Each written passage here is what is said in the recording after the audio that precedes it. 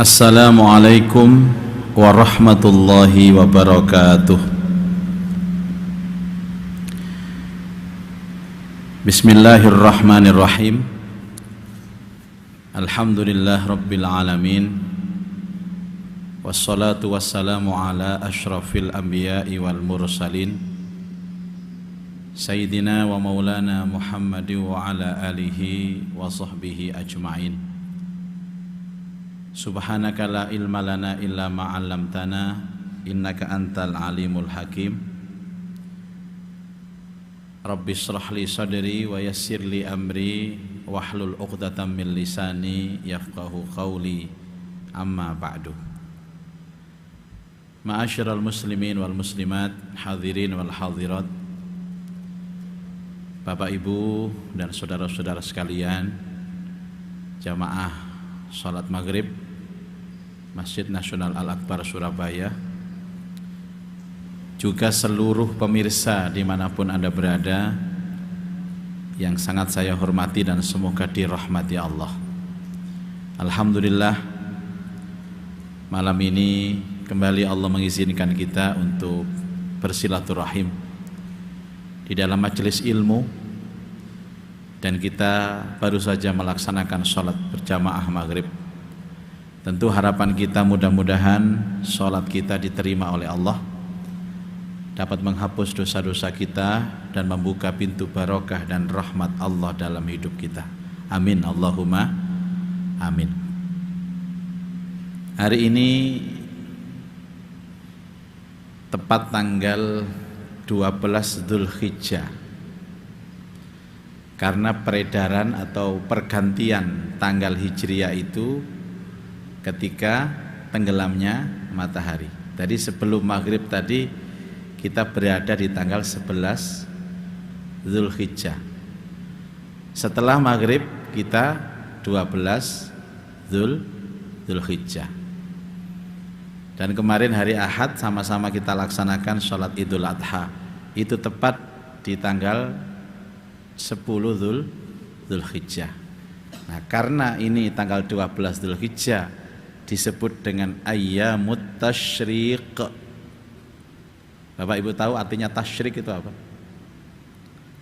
Tasyrik itu artinya, ada yang tahu? Artinya menjemur daging. Jadi dulu itu kalau orang-orang Arab selepas mendapatkan daging, supaya dagingnya awet bisa disimpan, dijemur. Makanya tasyrik itu artinya menjemur daging. Berhubung di Surabaya dan sekitarnya ini tidak ada tradisi menjemur daging, maka tasyrik diartikan apa? Ngulkas daging. Dagingnya dikasih di freezer ya.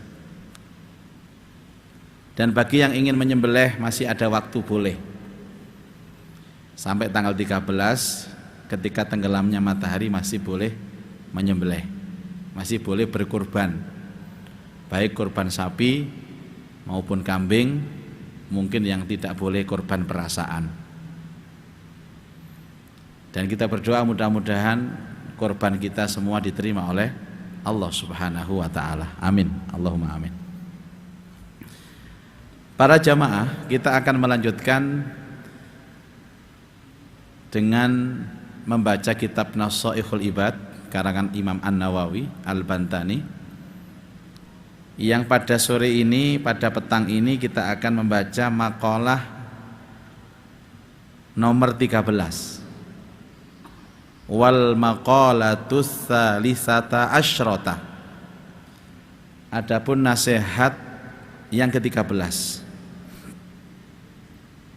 Kila diucapkan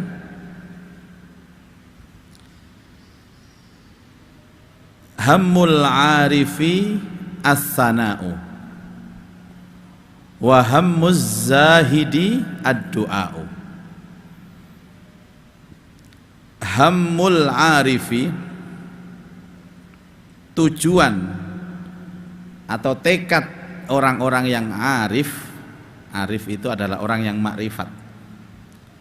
Siapa orang yang makrifat itu? Orang yang mengenal Allah dan mencintai Allah. Orang itu kalau sudah punya makrifat dan mencintai Allah, maka dunia ini terasa kecil, Bapak Ibu. Makanya mudah kita itu tahu apakah diri kita makrifat atau tidak. Kalau kita masih mengira bahwa dunia ini segala-galanya, dunia ini besar, maaf, kita belum makrifat. Orang kalau sudah mahabbah kepada Allah dan makrifat kepada Allah, dunia itu sangat kecil sekali. Dan tujuan orang-orang makrifat sebagaimana disampaikan tadi, hammul arifi as-sana. Orang makrifat ini isinya hanya memuji kepada Allah, tidak pernah meminta, muji terus. Ya Allah yang maha pengasih, ya Allah yang maha penyayang, ya Allah yang maha menghidupkan, yang maha mematikan. Hari-harinya itu terus memuji Allah, karena tujuannya adalah Allah. Wahammuz zahidi ad-du'a. Adapun orang-orang yang zuhud, tujuan hidupnya adalah, atau aktivitas hidupnya adalah doa. Kemarin sudah saya singgung tentang zuhud. Zuhud itu apa, Pak? Orang yang menghindari dunia kecuali hanya kebutuhannya saja. Jadi orang zuhud itu, Bapak Ibu, kalau mencari dunia, selesai dia makan, cukup, selesai. Pokoknya dia mencari sesuatu yang cukup untuk kebutuhan kehidupan dunianya, selesai. Itu namanya zuhud. Dan zuhud itu tidak pernah berpikir besok saya makan apa, atau minggu depan saya makan apa. Rezeki saya sekarang ya sekarang. Angel nggih Pak nggih? Angel, tapi nggih kudu dipelajari ngaten iki Pak. Kadang-kadang kita itu bingung, Pak. Bingungnya sekarang, yang dibingungkan itu tahun depan. Ya. Padahal Allah memberikan rezeki itu ya sekarang ini. Sekarang ya untuk sekarang, besok untuk besok. Nah, sekarang ini kita akan membahas bagaimana orang arif dan bagaimana orang zuhud. Bapak Ibu, di dalam pelajaran tazkiyatun nafas atau pensucian jiwa, atau dalam bahasa lebih populer namanya tasawuf. Tasawuf itu dari kata sofa yasufu. Sofa artinya bersih. Di dalam kajian itu ada beberapa tobakot, tingkatan amal. Yang pertama ada orang itu yang sudah baik, namanya abid. Siapa abid ini? Orang yang senang ibadah. Pokoknya senang sholat, senang ngaji, senang sodakoh. Ini proses yang pertama. Ada orang yang senang diajak baik itu, Bapak Ibu, namanya abid. Cuma tidak mengerti tentang bagaimana arti sodakoh yang sebenarnya, arti sholat yang sebenarnya, hakikat sodakoh yang sebenarnya, hakikat sholat yang sebenarnya. Ini kebetulan paham, tapi senang Pak. Dia senang sholat subuh berjamaah di masjid, padahal nggak tahu keutamaannya apa. Pokoknya senang. Diarani, Pak sama niki tahu nggak Pak artinya doa-doa dalam sholat? Mboten paham Pak. Robbi firli warhamni wajiburni warfa'ni niku artinya apa Pak? Mbuh. Sepokoknya kula maca, kula seneng. Seneng ibadah. Ada seperti ini. Ada Bapak Ibu. Terutama di kampung-kampung niku Pak. Dulu saya pernah bertugas mengajar di pelosok daerah Lumajang sana Pak.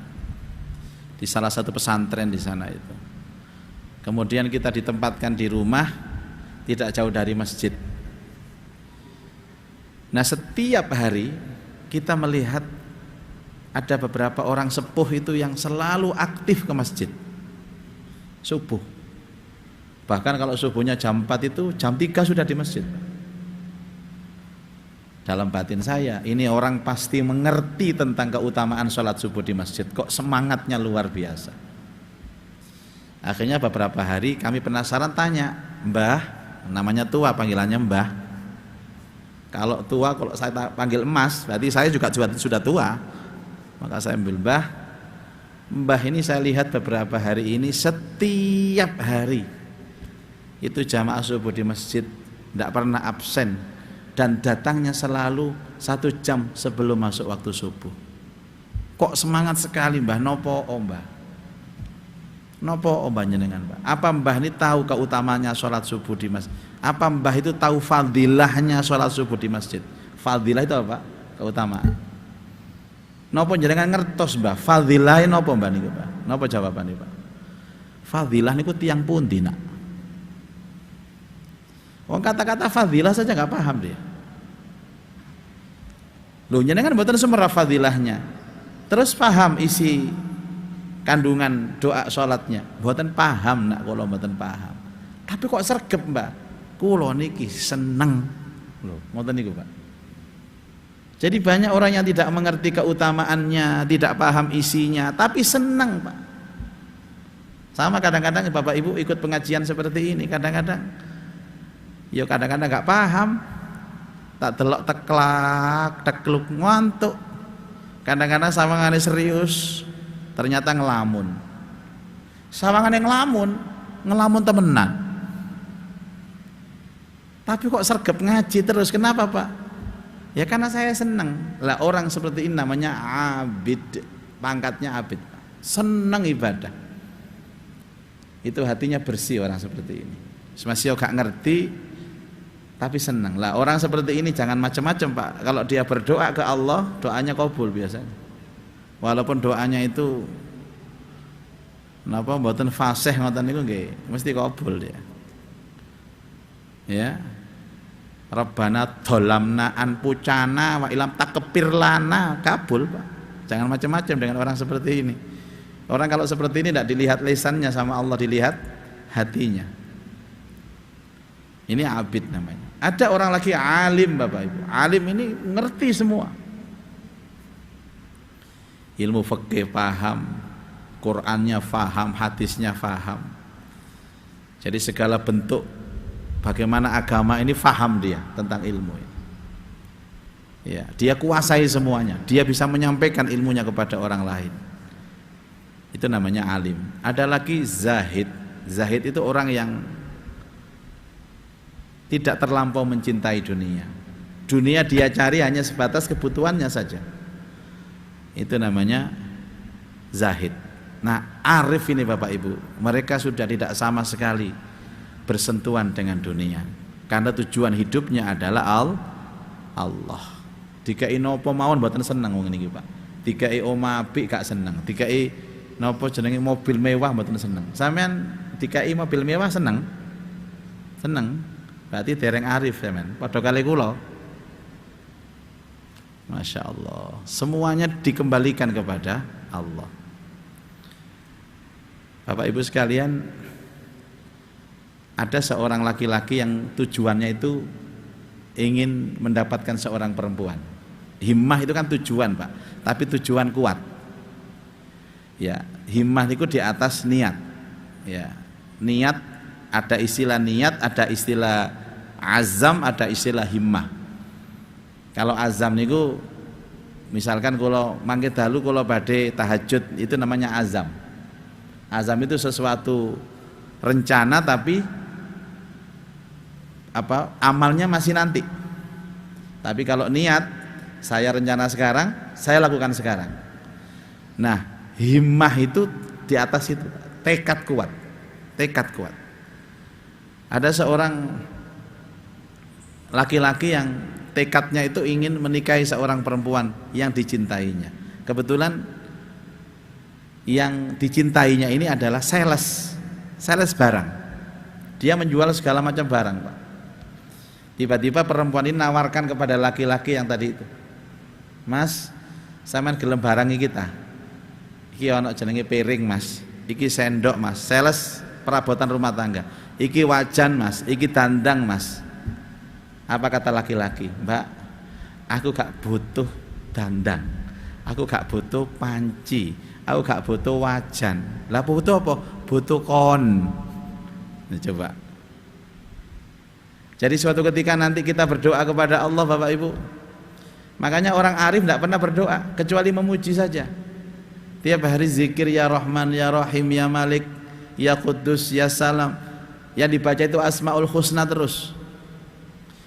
Seakan-akan ketika nanti kemudian dia diberi sesuatu oleh Allah karena doanya itu, ya sudah, kamu kan setiap hari berdoa, kamu saya kasih uang banyak, enggak mau ya Allah.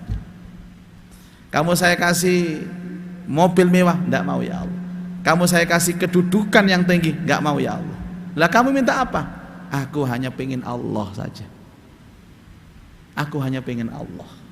Jadi orang itu kalau sudah tujuannya adalah Allah, yang lain kecil Bapak Ibu. Makanya kalau kita menganggap bahwa dunia ini segala-galanya, bahkan banyak orang memperjuangkan dunianya sampai meninggalkan akhiratnya, maka sama sekali dia tidak mengenal Allah.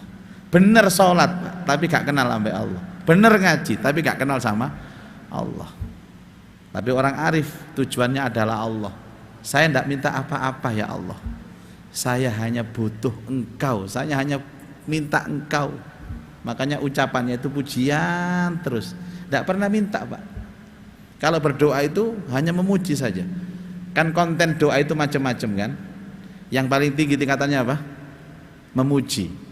Kalau ada orang itu tidak pernah minta apa-apa kepada Allah, isinya hanya memuji, dia itu adalah makrifat, arif namanya.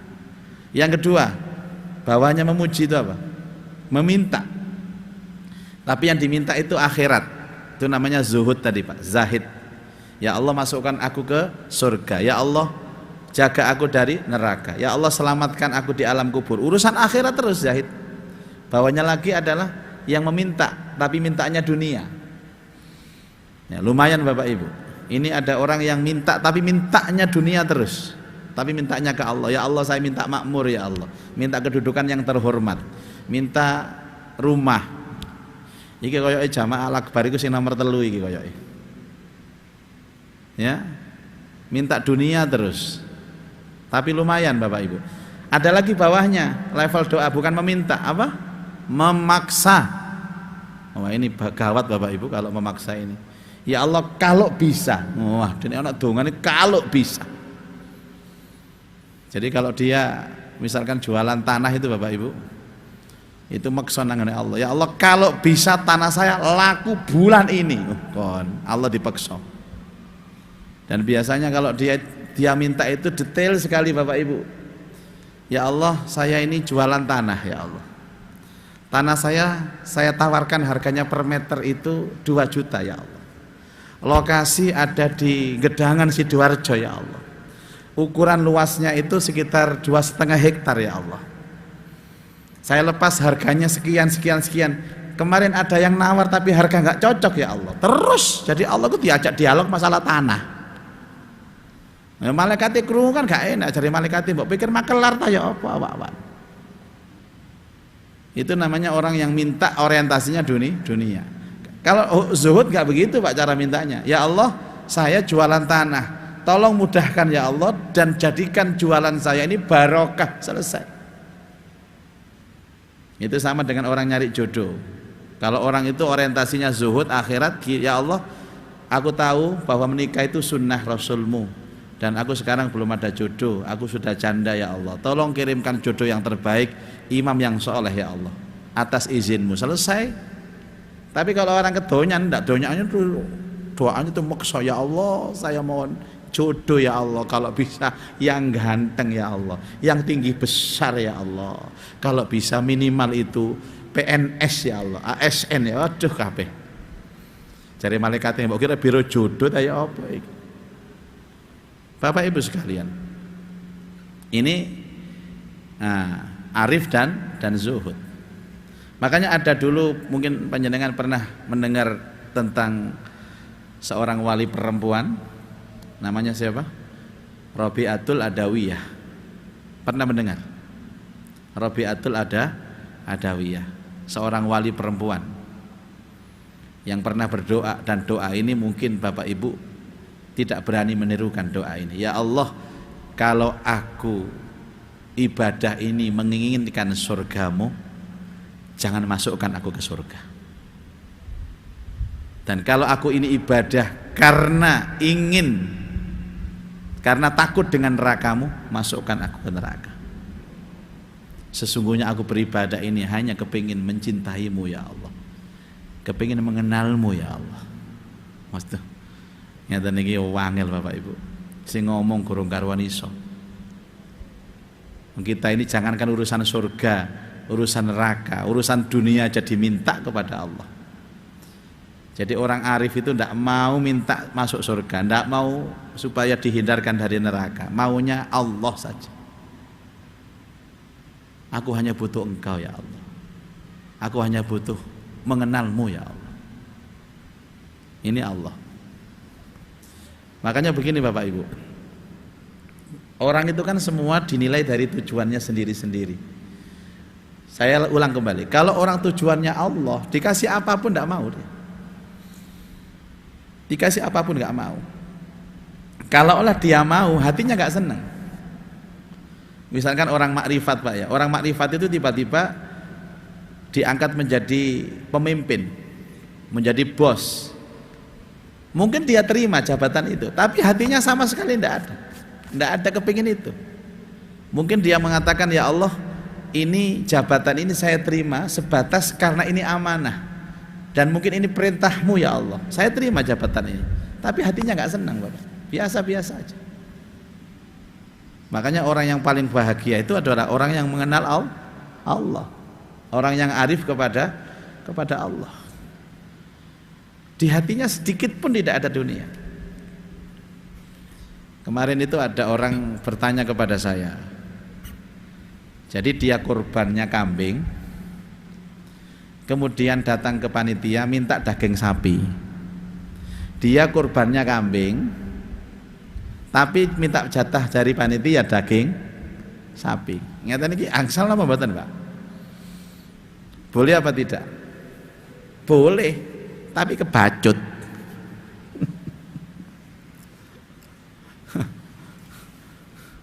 Bapak Ibu, kalau dalam bahasa zuhud, kalau ada orang berkorban, walaupun dia boleh menerima jatah daging kurban itu, tidak ambil dia. Zuhud kok. Zuhud. Dong, aku ini korban. Wis tak kekno nang ngene panitia daging kambing, daging sapi. Kok aku njaluk itu? Nggak bisa. Makanya dalam tradisi kami Bapak Ibu, tradisi kami keluarga saya, kalau korban sapi itu selalu malamnya saya satu hari menjelang hari raya Idul Adha itu saya ngantar istri beli daging untuk dimasak sekeluarga agar kami ikut juga merasakan daging itu. Kalau kepingin kambing ya kita beli daging kambing di Girian sana kan banyak, di rumah ternak sana kan banyak. Awal-awal istri saya kurang terbiasa, akhirnya terbiasa. Makanya setiap malam hari raya, ayo bah nang pasar lah pemi tuku daging. Terus saya pancing, lo kan sudah ada korban sapi biar untuk orang lain aja. Kita makan dari pasar saja. Kadang-kadang ada orang itu Pak, wis korban nyanggong, sing disanggong, ya jagale niku Pak, dinteni ya. Padahal korban ini korban wedhus setunggal. Watik dipeseni terus sing beleh iku, Pak, engko ndase wedhus gawe aku ya. Aja lali Pak, sikile papat sampil gaweku kabeh. Nek isok jeroane Pak gawe aku. Sing beleh melongok tola-tole ae. Lho jenengan iki titip beleh ta, Bu? Jadi maksud saya itu sudah serahkan Pak. Kalau mau makan daging ya beli sendiri di pasar yang korban-korban itu. Wis biarkan untuk orang lain supaya hatinya terjaga. Ini sudah punya kemampuan, ndak mau berkorban, sing jagano kupon ae. Iki wong gak teko iki wong iki. Gak tahu teko pengajian wong iki biasa. Mek ngrungokno lewat live streaming tok deh. Lah kapan Pak kita naik pangkat kalau caranya begini? Makanya kita ini harus punya progres, tidak hanya progres untuk urusan dunia kita, tapi progres untuk urusan akhirat kita. Contoh, maaf ya Bapak Ibu ya, usulan saja Pak. Usia 20 sampai dengan 30 saya harus abid Saya harus ahli ibadah. Walaupun tidak mengerti tentang ibadah, saya harus sergap ibadah. Nanti usia 30 sampai dengan 40 saya harus menjadi alim, harus mengerti agama ini. Nanti usia 40 sampai 50 saya harus berusaha sedikit-sedikit menghindari dunia. Saya mencari dunia hanya kebutuhan saya saja. Namanya zahid. Baru di usia 60 ke atas, Pak, saya harus arif. Saya harus menjadi makrifat. Saya sudah tidak butuh lagi dunia. Ngeten Bapak Ibu. Kalau kita punya progres, semakin sepuh pada saat umur yang sudah kita tentukan, kita benar-benar di makom namanya makrifat. Napa sampean gak ada rencana ngoten niku? Masya Allah Bapak. Kadang-kadang umur 80 Pak, sik kedonyan ngoten niku. Ono ngoten niku Pak. Masya Allah. Umur 80 sik kedonyan. Kenapa Bapak Ibu? Karena ada program dia. Tidak ada rencana nanti umur sekian harus ini, harus ini. Dan orang seperti ini rugi, orang yang paling rugi Bapak Ibu.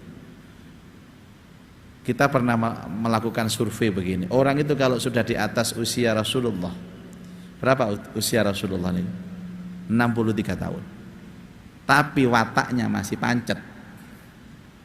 Anggaplah 70 lah, kita kenapan 70. Orang yang 70 tahun ke atas, tapi wataknya tetap seperti itu. Apa wataknya? Yo ngamuan, yo kedonyan, matinya ya seperti itu, tidak bisa berubah lagi sudah. 99% dia akan membawa matinya ya umur itu. Untuk berubah susah Bapak Ibu. Makanya saya selalu mengatakan ini usia ambang. Saya pernah datang ke rumah karena dipanggil oleh tuan rumah.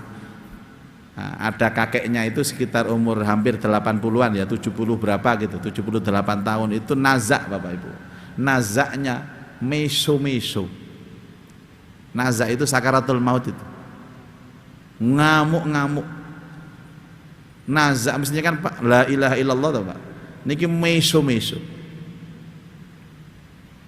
Terus saya tanya kepada salah satu anaknya, gimana kok bapak seperti ini? Iya Ustaz, memang bapak ini waktu mudanya ya kebiasaan meso seperti ini. Kalau ngamuk ya begini ini. Jadi bapak itu tidak pernah berusaha menahan amarahnya. Gak kena titik, ungkapkan. Gak kena titik, lampiaskan. Dan itu berkisar sampai usia 70 tahun bapak tidak bisa menghilangkan itu.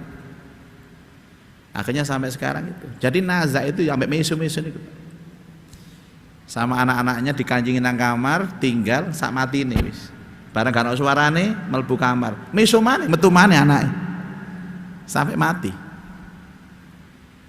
Nauzubillah min dzalik.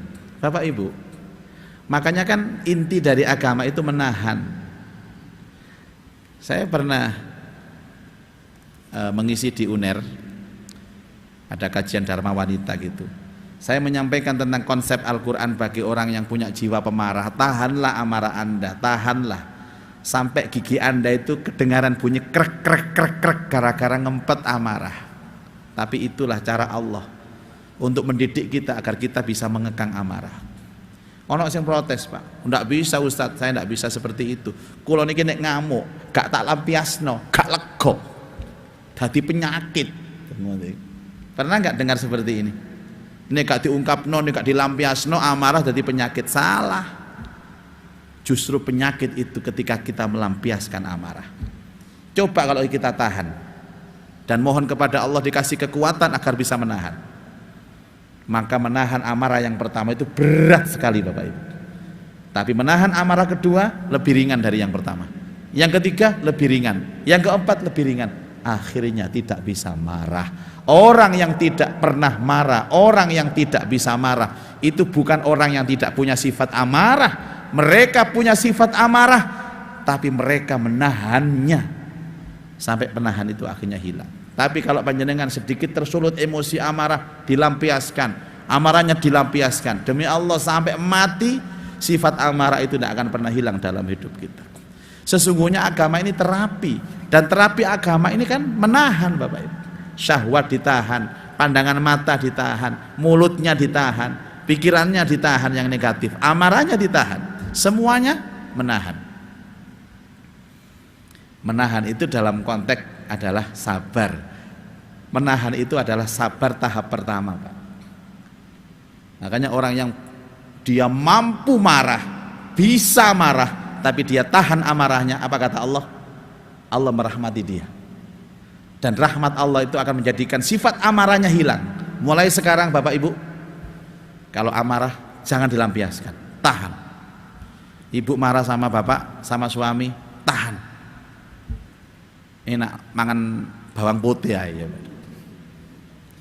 Pokoknya panganan sama pangan daripada marah.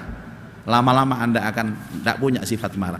Kalau tidak punya sifat marah, maka jadi sabar. Dan itu nanti akan kita bawa mati. Jadi orang arif harus dilatih. Orang zahid harus dilatih. Dan latihan ini dua. Dohirnya dilatih, batinnya juga dilatih. Jadi caranya bagaimana? Kalau sekarang ini hari-hari kita ini permintaannya selalu urusan dunia, sudah sekarang dirubah. Permintaannya urusan dunianya sedikit demi sedikit digeser. Biasanya njaluk ya Allah, kula niki pengen sugih, enggak ada. Digeser kata-katanya, ya Allah, saya kepingin bahagia dengan caramu ya Allah. Ya. Engkau sugih tambah gak bahagia soro sampean. Nah, kalau sekarang kita ini sudah pernah minta bahagia, digeser lagi permintaannya. Ya Allah, saya kepingin masuk surga. Sudah lama kita begitu, digeser lagi doanya. Ya Allah, saya kepingin ridhomu. Saya hanya kepingin engkau ya Allah. Dan tujuan utama hidupku adalah mengharap ridhomu. Itu sama dengan salah satu lagu religi yang dinyanyikan salah satu artis kita itu Bapak Ibu. Dia mengatakan, apakah seandainya tidak ada surga dan tidak ada neraka kemudian kita enggak ibadah? Tidak ada surga, tidak ada neraka kemudian kita enggak berdoa? Tidak. Doa kita bukan karena neraka atau surga. Doa kita bukan karena harapan bahagia atau sengsara, tapi doa kita itu semata-mata kita kepingin mendapatkan ridho Allah Subhanahu wa ta'ala. Ini pelajaran tentang orang arif dan tentang orang-orang zuhud. Nanti Bapak Ibu kita bisa introspeksi, kita ini termasuk yang arif atau yang zuhud, atau jangan-jangan tidak dua-duanya, atau jangan-jangan kita ini bukan abid juga, bukan alim juga. Apa? Ya mbok gak ro apa Pak. Kadang-kadang awak dhewe apik, kadang-kadang elek. Kadang-kadang iman iku munggah, kadang mudhun. Gayai, maaf Ustaz, iman saya ini fluktuatif. Waduh bahasane. Maksudnya apa Pak fluktuatif? Kadang naik, kadang turun. Pak, jangan berhenti sampai di situ. Kula takon, akeh mudune apa akeh munggahe? Lah niku akeh mudune. Ya sama Bapak Ibu, kalau orang itu fisik ya Pak, selama Ramadan 1 bulan puasa turun 5 kilo, tapi 7 hari setelah lebaran naik 10 kilo, ya torok sampean. Baik, ini pelajaran hari ini. Dan sekarang saatnya kita berdiskusi. Mungkin dari Bapak Ibu jamaah sekalian ada yang ingin ditanyakan, saya persilahkan. Apa saja, sesuai tema boleh, di luar tema juga boleh. Mungkin Ibu ada yang bertanya pertama kali, depan ini Mas Habib.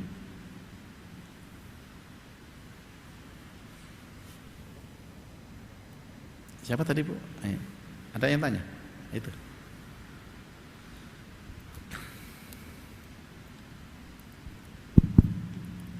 Ustadz, Assalamualaikum warahmatullahi wabarakatuh. Waalaikumsalam warahmatullahi wabarakatuh. Tadi kan dijelaskan keimanan seseorang itu kan naik turun ya Ustadz. Bagaimana kita itu bisa menjaga keistiqomahan dalam beribadah? Maksudnya kayak kita menjaga sholat malamnya, terus sholat di masjid, paling enggak tadarus Al-Quran itu kita jaga tiap hari itu, jangan sampai itu. Bagaimana Ustadz? Umpama kita di hari tersebut kita nggak bisa karena ada kegiatan yang memang mengharuskan kita itu meninggalkan itu, apakah tetap kita itu dihukumi dengan yang kita kerjakan tiap hari tadi? Itu aja yang saya tanyakan. Terima kasih Ustaz. Assalamualaikum warahmatullahi wabarakatuh. Ya, syaratnya cuma 3 Bapak Ibu. 1 harus dengan ilmu.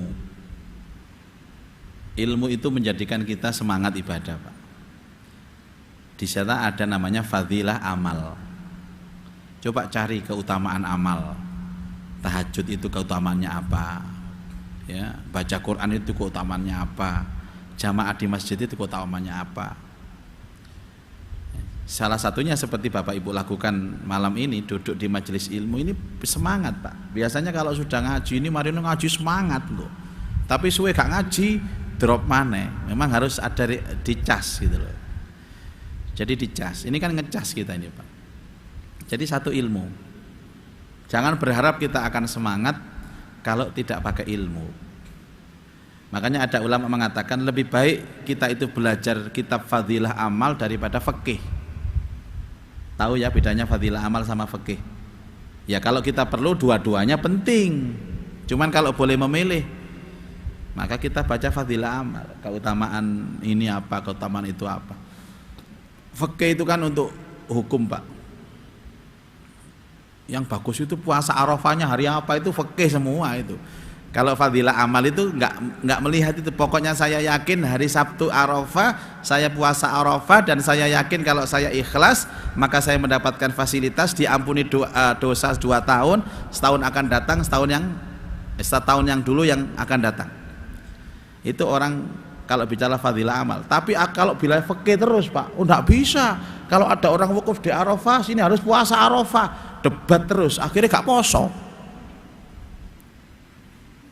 Makanya orang ahli fikih itu isinya debat terus, Bapak Ibu. Ya mboten napa-napa sih, tapi bagi saya bukan persoalan harinya itu, Bapak Ibu, tapi posone dan ikhlasnya itu yang penting. Ada lagi yang mamang, Pak. Tahu mamang enggak? Puasanya ikut Mekah hari Jumat, tapi riyoyone melok Indonesia. Lah Sabtu ini nanti, Pak, hilang. Nama gak jelas sih. Apa saya dosa? Tidak ada orang melakukan amal dosa kalau ikhlas, Bapak Ibu. Tidak ada orang dosa itu. Kecuali yang jelas-jelas diharamkan. Sekarang ini ya ayamut tasyrik, haram berpuasa, ya jangan puasa. Walaupun tadi hari Senin ya haram puasa. Ini barusan saya di WA, Pak, bolehkah saya puasa hari Senin di ayamut tasyrik? Tidak boleh, Bu, dilarang. Nanti aja setelah tasyriknya selesai. Jadi ilmu ini penting sekali. Ilmu ini penting sekali. Terus yang kedua adalah komunitas, teman. Teman ini Bapak Ibu, ya Allah, pengaruhnya luar biasa. Kalau Anda bertemu dengan seseorang yang selalu mengingatkan kebaikan dan mengajak kebaikan, mensupport kita dalam kebaikan, katanya Imam Syafi'i, pegang erat tangannya, jangan dilepaskan lagi. Karena susah kalau dia lepas. Mencari teman yang seperti ini susah. Mencari teman di majelis ilmu yang hari-harinya mengingatkan tentang akhirat itu jarang, berat. Apalagi zaman sekarang ini. Yang banyak itu adalah teman-teman dunia. Makanya ada teman biasa, ada teman karib namanya, Pak, teman dekat. Kalau teman biasa semua bisa kita ajak menjadi teman. Sampai non muslim pun boleh kita ajak sebagai teman. Tapi kalau teman karib tidak. Teman karib ini teman majelis kita dalam kebaikan saja. Mensupport segala macam. Tidak hanya mensupport, ini awak dhewe butuh duit, dhek iso ngutangi, Pak. Iku teman apik iku. Nek sing gak apik teman iku utang terus gak tau nyaur, iku teman elek iku. Yang ketiga adalah doa, kekuatan doa. Allahumma rzuqnal istiqamah, ya Allah anugerahkan kepadaku istiqamah. Jadikan hatiku mencintai kebaikan, ya Allah. Jadikan hatiku benci dengan kekufuran dan kefasikan. Jadikan aku selalu kepingin berbuat yang baik. Itu tips supaya kita stabil di dalam amal, Bapak Ibu. 3 itu jangan pernah lupakan. Terus lagi-lagi Bapak Ibu, makanan ini penting. Yang masuk ke dalam perut kita ini penting. Itu yang menjadi aliran darah dan menjadi daging. Kalau makanan yang dimakan ini haram, Bapak Ibu, maka yang ada adalah aliran darahnya haram. Dan jangan berharap orang yang aliran darahnya itu haram bisa sergap ibadah, itu jangan berharap, tidak bisa. Apalagi berdoa, tidak mungkin kabul, Pak. Salah satu yang menyebabkan doa kita ditolak oleh Allah adalah makanan kita tidak terjaga. Wis angger mangan pokoke wareg. Oh, kita tidak bisa begitu Bapak Ibu. Kita tidak bisa wareg saja, tidak bisa. Dari mana asalnya makanan kita ini? Pastikan bahwa makanan yang masuk itu adalah benar-benar makanan halal. Benar-benar makanan halal. Orang dulu itu terjaga semua Pak. Makanan dijaga, pergaulan dijaga. Ya, itulah namanya agama. Agama itu menjaga kehidupan. Itu namanya agama. Ngaten nggih Bu nggih? Matur suwun. Monggo Bapak. Assalamualaikum Pak Ustaz. Waalaikumsalam warahmatullahi. Mau tanya sedikit Pak Ustaz. Kalau misalnya kita ada berteman sama seorang ya. Berteman sama seseorang. Tapi orang ini menjengkelkan, selalu membuat kita tuh kesal, selalu membuat kesalahan dan dosa lah.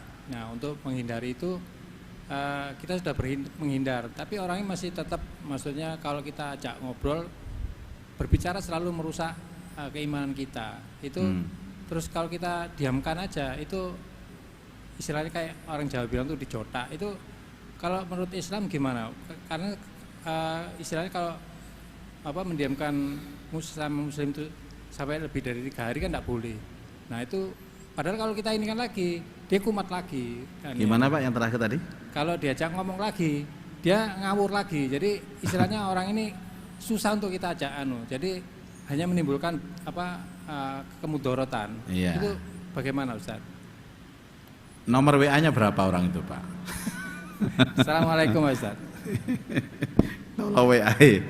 Hidup ini kan 2 pilihan saja, mewarnai atau diwarnai.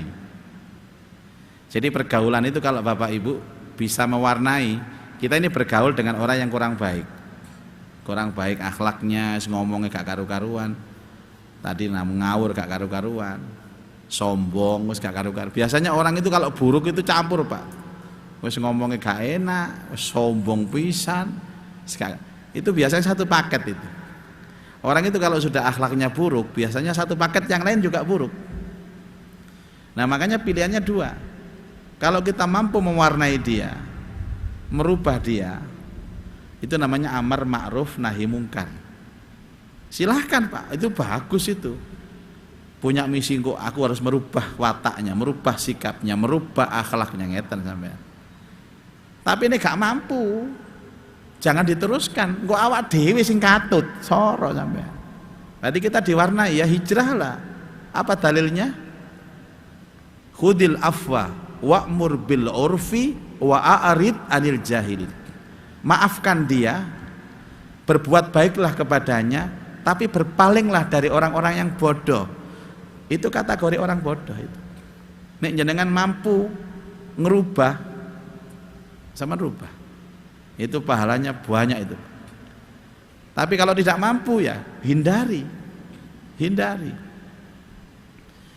Nah, kita ini kan waktunya terbatas toh Pak.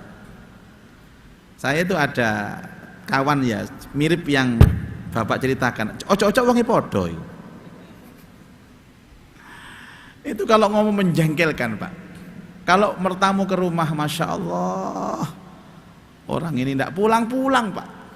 Padahal saya besoknya ada tugas ceramah di luar kota subuhnya itu. Sampai jam 1 itu ngomong terus. Saya satu kata, dia sudah 10.000 kata.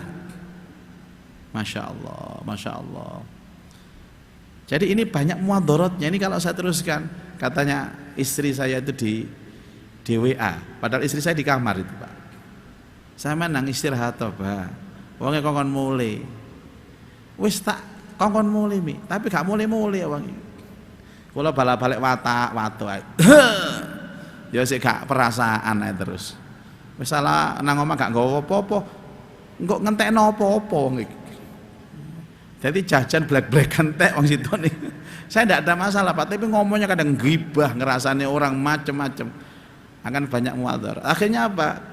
Setiap kali telepon, Pak Ustadz saya mau datang ke rumah ya, saya mohon maaf Pak, ini saya banyak tugas, jadi mungkin ya memang banyak tugas Pak, saya harus baca kitab, saya harus deres, terus ada tugas-tugas yang lain juga kan, saya hindari Ini sudah 2 tahun nggak ke rumah, alhamdulillah. Karena kalau tidak Pak, kita nanti akan jengkel. Makanya saya juga, ini pertanyaan saya kembangkan, ada ibu-ibu tanya, tidak teman Pak, suami menjengkelkan. Beda kan Pak? Kalau teman gak apa-apa, gak dipetui lah, bojo hari. Masih menjengkelkan ya dipetui, ya apa jenenge bojo. Terus saya katakan, ibu, kalau ibu sabar dengan suami seperti ini, ibu mendapat fasilitas seperti masuk surga seperti surganya Asia. Ada hadis, siapa istri itu yang sabar dengan kejelekan akhlak suaminya, maka dia seperti Asia, surganya tertinggi. Tapi setiap hari saya gimana Ustaz ya? Terserah ibu. Hidup itu 2 pilihan, bertahan dengan iman atau berhijrah. Rasulullah itu kan bergaul dengan orang-orang musyrik Bapak Ibu, tapi akhirnya banyak muadaratnya. Terpaksa Rasulullah ngalah, pindah ke Madinah, ditinggalkan loh Pak, rumahnya ditinggalkan. Padahal Rasulullah itu lahir di Mekah, besar di Mekah, hanya karena sudah mendapat pergaulan dan perlakuan orang-orang musyrik yang tidak menyenangkan, akhirnya hijrah. Hijrahnya Rasulullah di tempat yang baru menemukan kedamaian. Lah hijrah itu macam-macam, hijrah tempat, hijrah kondisi, kadang hijrah kawan Pak. 10 tahun dia berkawan dengan si A ini, tidak ada perkembangan imannya, itu pancet baik. Ya sudah, harus saya tinggalkan. Wa arid anil jahilin, harus berpaling saya untuk mendapatkan teman yang baru. Jangan takut Pak, jangan takut punya teman yang baru, bikin komunitas baru. Kalau orang itu tidak bisa meningkatkan iman kita, tidak bisa menjadikan kita istiqomah, wis tinggalkan. Bukan untuk memusuhi dia, tapi sekali-kali atau sekali lagi kita untuk menjaga keimanan kita. Tidak gitu rugi Bapak Ibu kita. Sampai ada ayat mengatakan, wa idza khatabahumul jahiluna qalu salama. Apabila kamu ngobrol dengan orang-orang bodoh, tadi itu orang bodoh Pak, qalu salama, ucapkan salam. Salam itu artinya apa? Tidak menanggapi.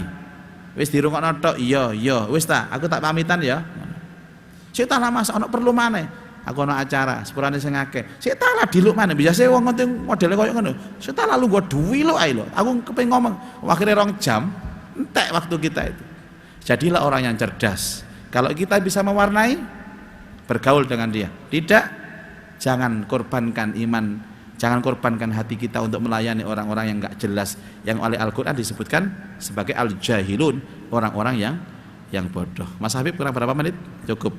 Terima kasih Bapak Ibu, semoga hari ini kita mendapatkan ilmu yang manfaat.